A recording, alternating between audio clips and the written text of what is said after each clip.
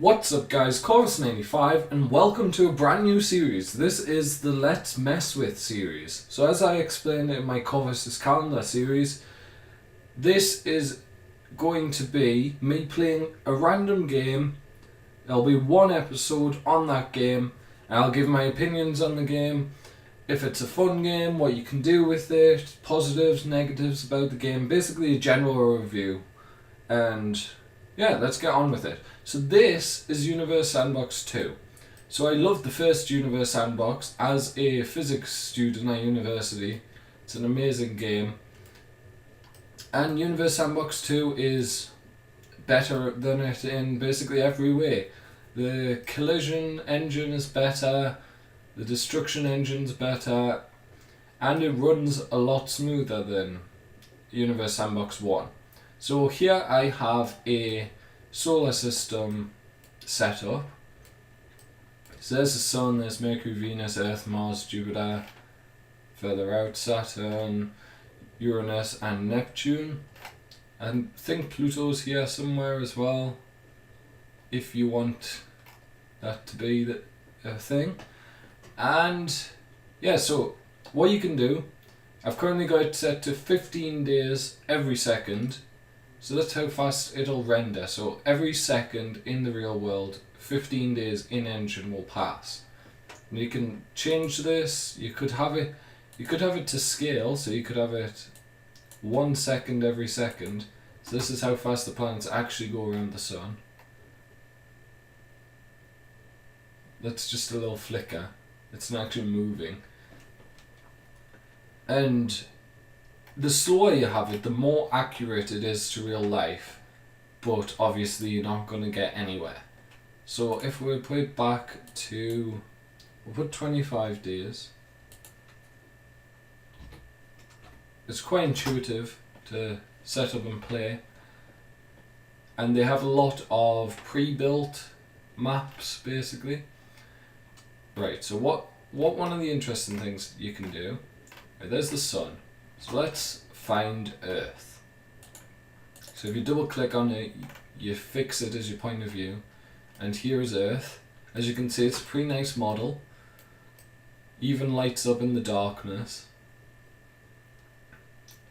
And what you can do is if you click on the planet, you open this window, then you click here, and now we're going to the real part of the game that I love. So you can change the mass of the planet, the radius, the density changes depending on the mass and radius.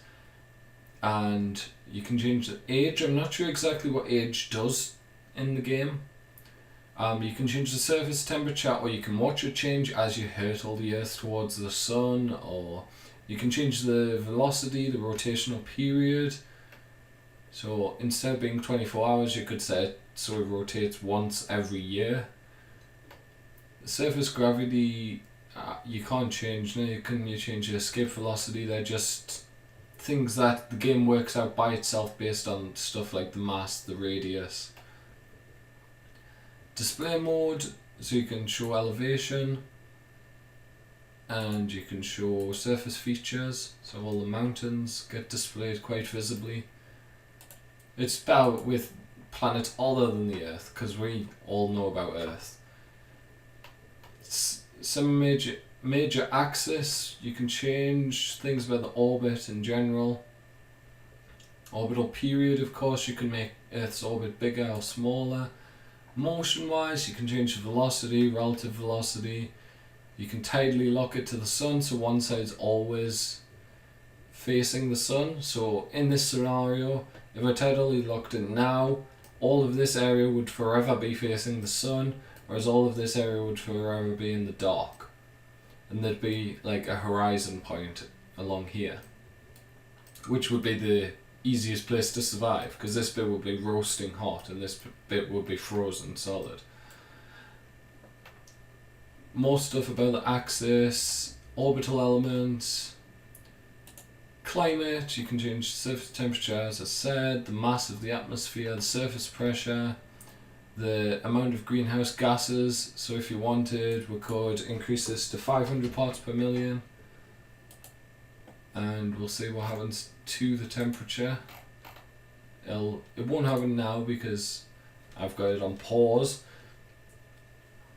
We've got, you can change the makeup of the planet, and then you can do various actions.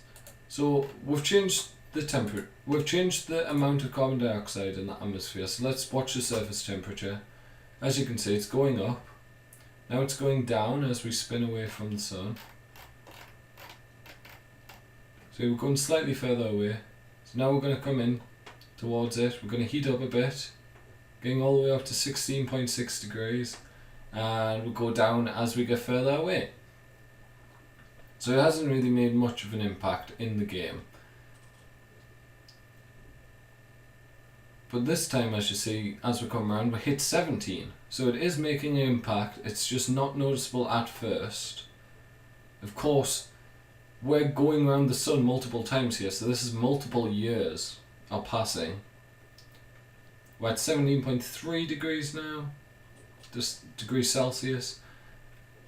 You can change this between Celsius and Kelvin. They don't actually have Fahrenheit for you Americans out there who use Fahrenheit. If we go on, for example, we could, so Venus is known as Earth's twin. If we compare it to the Earth, you can see it's about 81.5% of Earth's mass, and roughly the same radius as the Earth. There's 6,000 there, but 6,400-ish there, kilometers wise. But what if we want to make Venus, say, bigger? Let's put Venus is now 50 Earths in radius. So now if we zoom in on Venus, but it's the same size, so the density's shot up. Let's also, so you can unlock these and then you can change the densities for various ones. You can't change it for like surface gravity and stuff. But now it is more massive. It should exert a greater gravitational pull on the planets around it. Hopefully once they go past, they should get dragged slightly out of their orbital. Right, let's see if it actually works. So we know Earth's orbit is 365 days. So it's a year. Let's say if it changes at all because of Venus, we may have to make it more massive. Right, it didn't change at all.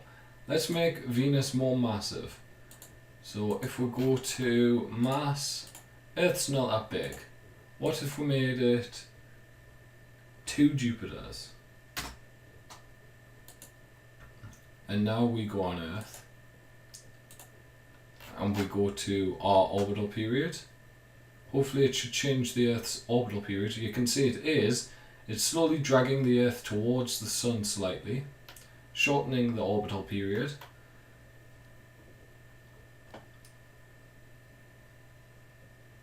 Now as we go away, it's getting longer. Now as Venus approaches, it's pushing us away from the Sun, which makes no sense. It should be pulling us towards it. So it's not making much of a difference actually. It's quite surprised. But I know something that will make a difference is if I add, say, a wolf in between Venus and the Earth.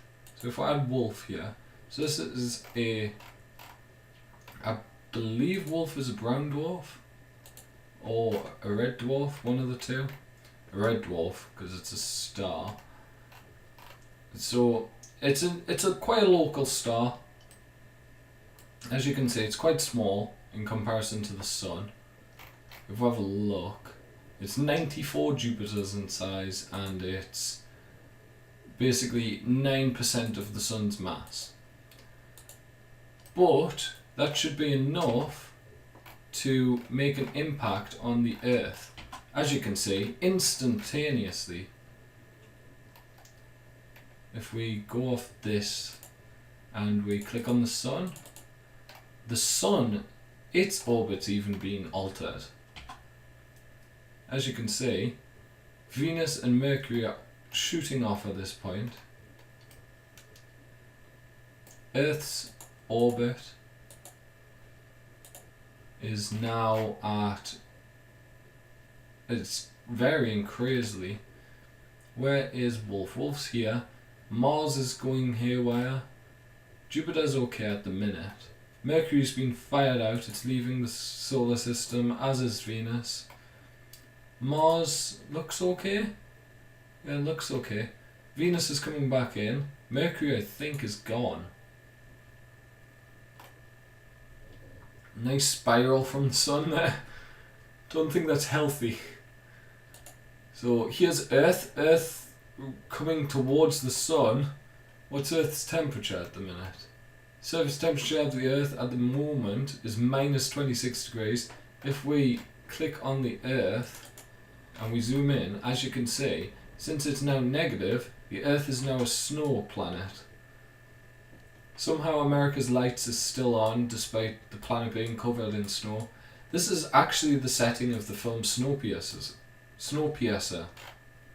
How did I say that so wrong? Snowpiercer. It's quite a good film. I recommend it if you haven't seen it already. And there's other cool setups, simulations they're called. So if we're open, so you've got the solar system, which is this one, which I've messed up at this point. You can do the New Horizon Pluto encounter last year. You can collide galaxies. So at the minute, if we go to years, if we go to millions of years, so this is at 1 million years a second. This is how fast these two galaxies are moving towards each other. There's a black hole there. I was hoping it would tell us which galaxies there were. I think it's just generic galaxy 1 and generic galaxy 2. So this is millions of years. It's been 17, 18 million years since the start of this simulation. The thing about these, if galaxies actually did collide, now it's getting laggy because we've zoomed right in on the stars. And it's, I think it's simulating every one of these points of light.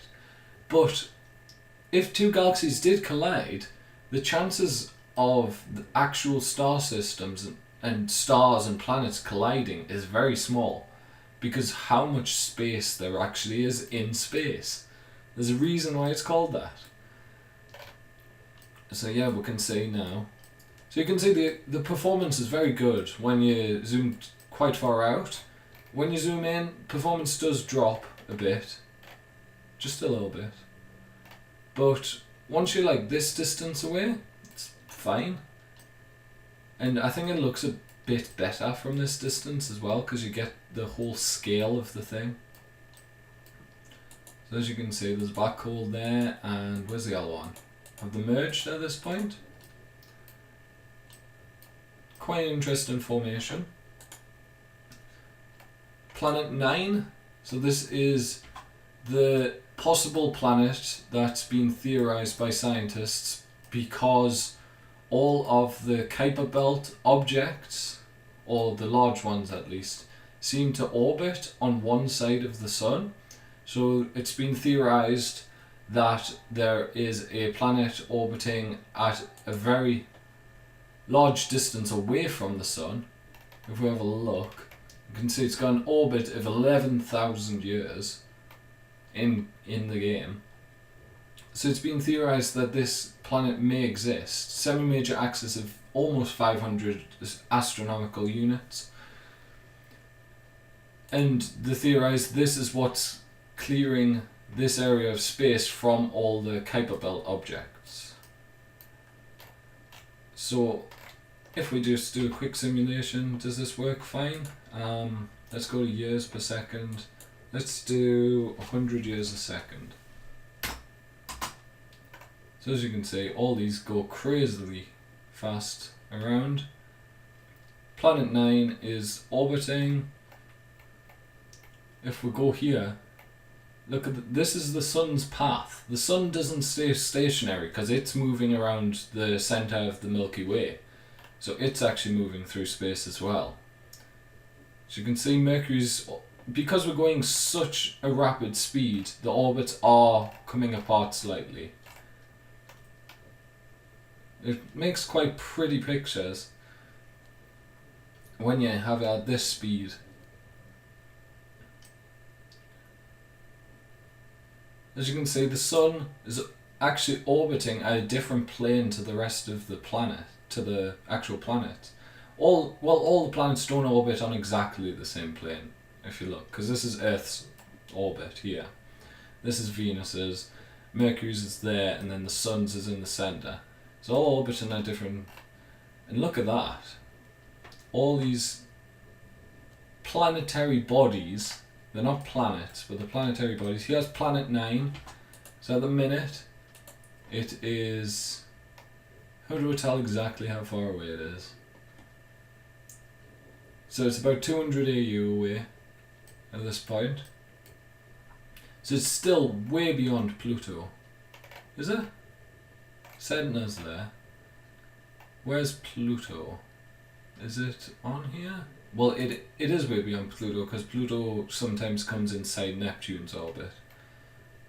Here's Pluto. So this is Pluto, the previous furthest planet. So it orbits like this. Whereas this planet orbits like this.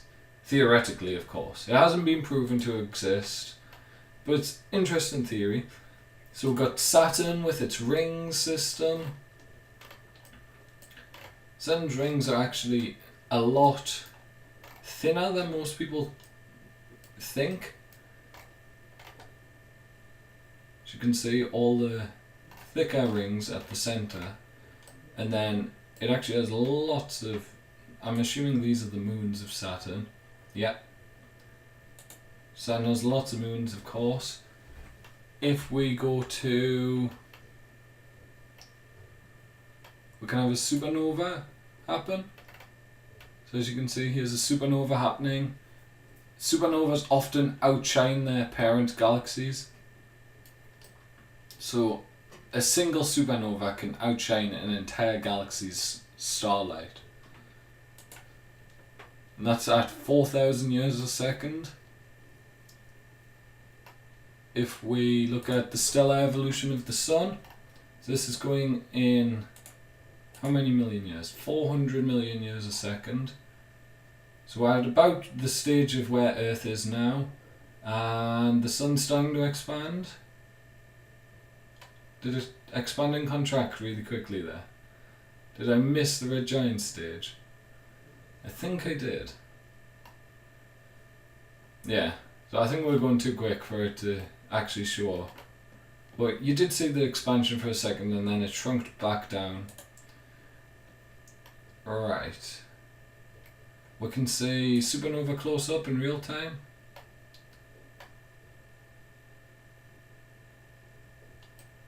So as you can see, it's starting to give off its atmosphere as it supernovas. So if we'll go down, so this is a second to a second basically. And I mean, we are really far away from this star. If you think this star is 9 times the Sun's mass, and yet we're far enough away that it can fit in such a small area of the screen. So we're really far away, and look how fast the supernova is moving. There's powers in the game as well, so you can do a pulse. So this is how fast light moves. This is the speed of light. So this is basically 300 million meters per second, which is incredibly quick. Like if we go to the solar system and I use a pulse, so this, let's set it to second, 1 second. We'll wait for it to slow down, and then we'll do a pulse. So this is the speed of light. Look how fast that is actually moving. So it'll take 8 minutes to get to Earth, or it should, because that's how long the sun's light takes to get to us.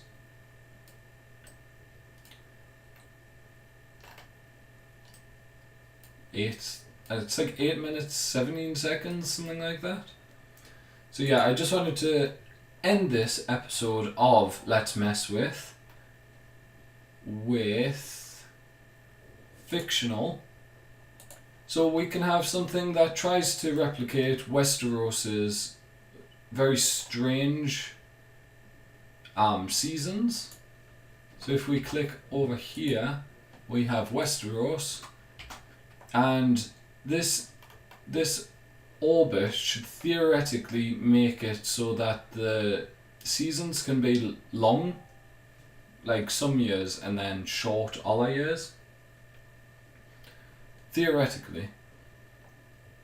And the surface temperature is about 10 here, and then sometimes when it goes around, I think it gets up to like 14, 15 average surface temperature. So yeah, I would recommend this game if you have any interest in space at all. It's very interesting. You can even set this to launch, and you could launch like Proxima Centauri at that. And Proxima Centauri has disappeared.